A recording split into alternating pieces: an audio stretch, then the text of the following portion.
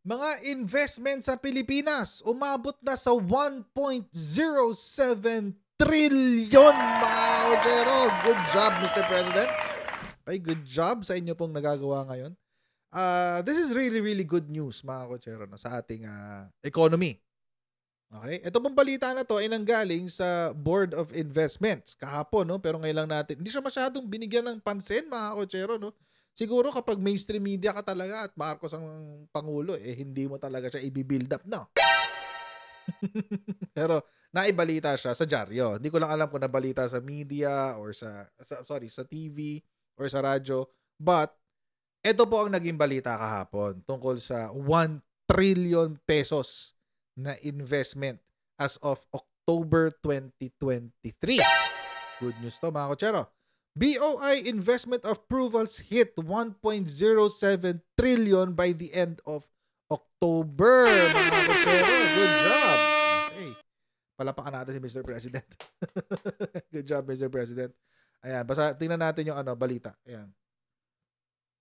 The Board of Investments, BOI, the country's lead investment promotion agency, said on November 2 that it reached the 1.07 trillion investment approvals from January to October, translating to an 86% growth from last year's 576 billion for the same period. Last year daw, mga kotsero, 2022, from January hanggang October, ang inflow, ang pumasok lamang na investments, FDIs and all of that, or investment approvals ay nasa 576.21 billion pesos. Ngayon, mga kotsero, sa same period, January to October of 2023, umabot na po tayo sa 1.07 trillion. Diba? Tindi. 86%, almost double, mga kotsero. Saya-saya naman nito. Ang saya-saya nito, guys. Almost 86%. Or almost 100%. Ito na. Ayan. January to October 2023. Total approved investments is 1.07 trillion. Nice. This would mean more jobs. Pag maraming trabaho, maraming makakasweldo, maraming makakakain, maraming makakapag-aral, maraming makakapag-contribute sa ekonomiya. Ganda yan. Good job. So this is an increase of 86% from the same period last year, or for the same period last year. Majority 757.33 billion ay nanggaling sa foreign investment approval. So ito yung produkto ng biyahe-biyahe ni Mr. President. Iba nag-ikot ng 2022. Di dahil dyan, meron ng mga nag-invest. Ano sabi nila? Ano sabi? Revenge travel? Pero bago tayo magpatuloy sa ating topic ngayong gabi, nais ko po muna magpasalamat sa mga kaibigan natin sa Sendwave. Kung kayo po ay nasa US, UK, Canada, Italy, France, Spain, Ireland, and Belgium, ay pwede nyo po gamitin si Sendwave para magpadala ng inyong mga remittances, mga kotsero. Wala pong remittance fees yan. At kung gagamitin po si Sendwave, mga kotsero, ang gawin nyo lang ay i-download ang Sendwave app, gawa kayo ng account, ilagay nyo ba ang account details nyo dyan, at pwede na po kayo magpadala sa GCash, Cash Paycap at iba't ibang mga bangko rin sa Pilipinas. At sa inyo pong unang padala, mga kotsero, ay makakuha pa kayo ng karagdagang $20 free credit. Kaya mga kotsero, gamitin na po si Sendwave for all of your remittance needs. Yun, game. Revenge travel daw. At least yung revenge travel ni Presidente, nagpapasok ng pera. Pahiya si sino ba to? Si Raulo Manuel. Pahiya. Sopla. Si Raulo Manuel. Ayan. Tapos, eto sunod. So, yung local natin, 316.22 billion ang local investment approval. So, ibig sabihin, ito yung mga galing domestic investments sa mga negosyante sa Pilipinas. So, together, that's 1.07 trillion. This is good news. Saan nanggaling yung ating foreign investments? Yan. Top foreign sources. Germany with 393 billion. Netherlands with 333 billion.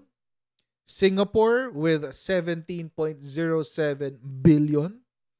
US with 2.63 billion. France with 2.04 billion. At UK with 1.05 billion. These are private companies, by the way. Tapos, most of them, renewable energy. Ayan, no? Renewable energy. Kaya ang laki eh. Kaya ang laki niya kasi sa pakuryente. sa pakuryente ang investment. 899.79 billion, guys.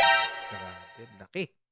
So ito na nga mga kakutsero, no? Ang BOI ay may target na 1.5 trillion pesos for 2023. Sa sistema ngayon, mukhang maa-achieve nila. Mukhang maa-achieve nila ang kanilang target kasi meron ka pang 3 buwan. May 2 months ka pa pala. 3 buwan. May 2 months ka pa para ma-hit yung target na yan. 1.5 trillion. Ngayon, nasa 1.07 na sila. So, possible na ma-hit ang target na yan. So, ano yung magiging resulta o magiging dulot neto mga investments na to? Ito yung sinasabi. Providing a total of 230 jobs for Filipinos, CINMF Corporation will operate 3 offshore wind power projects across the country, such as 1,000 megawatts in San Miguel Bay within Camarines Norte, and Camarines Sur, 650 megawatts in Samar, and 350 megawatts in Dagupan within Pangasinan and La Union. Magmumura ang kuryente sa inyo, guys, pagdating dyan. Bakit? Syempre, wind power yan. Diba? So, tsaka mas magiging stable ang kuryente sa lugar nyo. Pag naging stable ang kuryente sa lugar na tong sa parte na to ng Pilipinas, alam nyo kung anong next na mangyayari? Dadami ang mga planta. Dadami ang mga manufacturing. Dadami ang mga negosyo. Bakit? Kasi stable ang energy. Hindi nakakasira ng materyales, ng kanilang mga equipment. Yun. Dahil ganun, madedevelop ang inyong mga lugar. Congratulations, guys. Congratulations dyan sa inyo. Okay, sinabi pa ng BOI Undersecretary, this project is an example of foreign investors deepening interest in investing in the Philippines. Buti na lang. It also shows that we are positioning our country as an ideal investment of choice, especially in green investments. Ito nga yung renewable energy, no? Green investments. And green metals. Okay, green metals, ito yung mga ginagamit pang baterya. Pinag-usapan natin yung kahapon. Di ba mag-uumpisa na magkaroon ng mining ang Japan sa Pilipinas. I am assuming that this is for nickel. Assumption ko lang yun. I'm assuming this is for nickel. Bakit? Kasi nickel ang ginagamit na bakal para gumawa ng mga baterya. Baterya for what? Baterya for electric vehicles.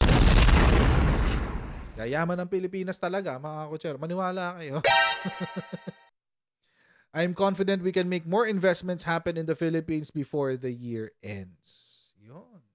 Such a positioning strategy can be bolstered by focusing on identified priority sectors of the government, namely EV, electric vehicles, smart or high-tech lighting manufacturing, outsourced semicon assembly and test, green metals, high-tech agriculture, renewable energy and data centers or telco infrastructure.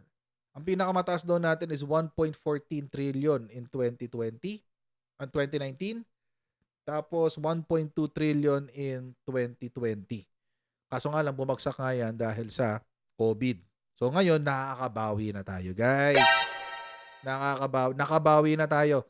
Pre-pandemic na tayo pagdating sa foreign pagdating sa investments, mga kutsero. This is really, really good news.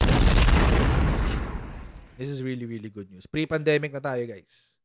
And we are moving forward. Moving forward tayo, mga kutsero. Bakit? Kasi naalala nyo, noong January, ang ating inflation ay nasa 8.7%. Bumagal na siya, mga kutsero. Bumagal na siya to 6.1% as of September 2023. Coach, tumaas pa nga September 6.9, August 5.3, Tapos, September 22, 6.9. August 2023, 5.3. Tapos naging 6.1. Paano mo sinabing nag-improve? Mga kakotsero, kung ang pagbabasihan mo, yung ating January na numero na 8.7, ang laki ng in-improve, mga kakotsero, 6.1%. Ang main driver nito, mga kakotsero, yung pagtaas nga ng presyo ng bigas. Ngayon, na-control na siya. So, expect na by sa October or November, babagal ulit ang ating inflation. So that is really, really good news. Not only that, isa pang magandang balita, ang atin pong utang ay bumaba ng 0.6%. Barya lang yan, 0.6%. Ikaw naman, makalait ka naman sa 0.6%, yung interest mo nga sa bangko, 0.01% lang. Diba? Huwag ganun. Malaking bagay ang 0.6%, lalong-lalo na sa utang. So, anong balita dyan? Sabi ng ating Bureau of Treasury.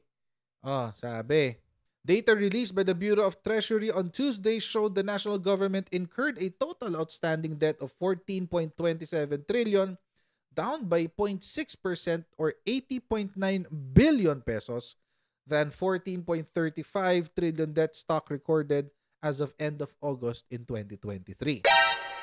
Bakit bumaba? Nakapagbayad tayo Treasury attributed the month-on-month decline due to net repayments of both domestic and external obligations for the month.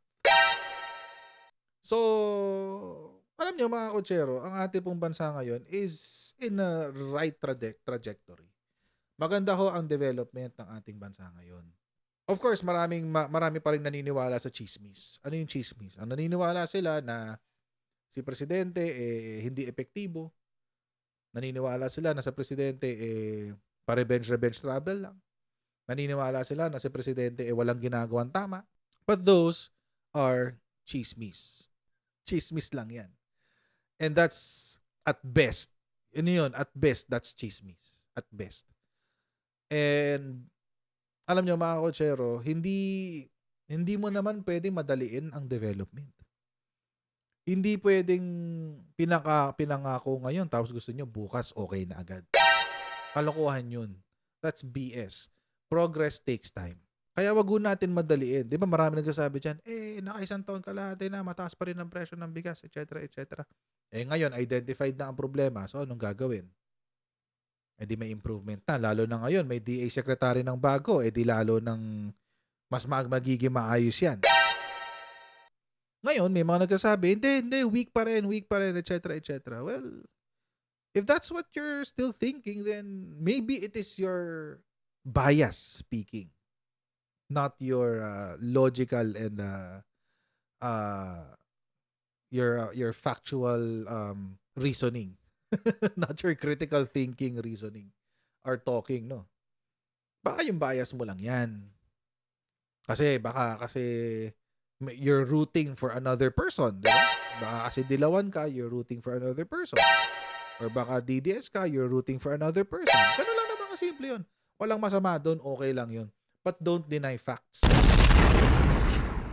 The facts are, nag-i-improve ang ekonomiya ng ating bansa. The facts are, mas maraming nahuhuli ngayon in the first, mas maraming nakumpiskan na drugs in the first year and a half of President Bongbong Marcos than the whole 6 years of PRRT. Mas marami rin ang nahuhuli na pusher at mga drug lords pero without the casualties. Gumaganda rin ang economy natin. We're already on track to our pre-pandemic situation.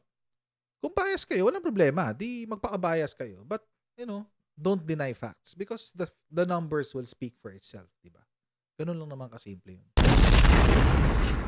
So, hanggang dito lang po muna tayo sa video na ito, mga kotsero. Huwag niyo pong kalimutan mag-like, share, and subscribe sa Coach Jared YouTube channel. And meron din po tayong Facebook page. Paki-follow na rin po yun, mga kotsero. And I'll see all of you in our next Coach Jared Live. So, bye everyone. See you next time. Bye!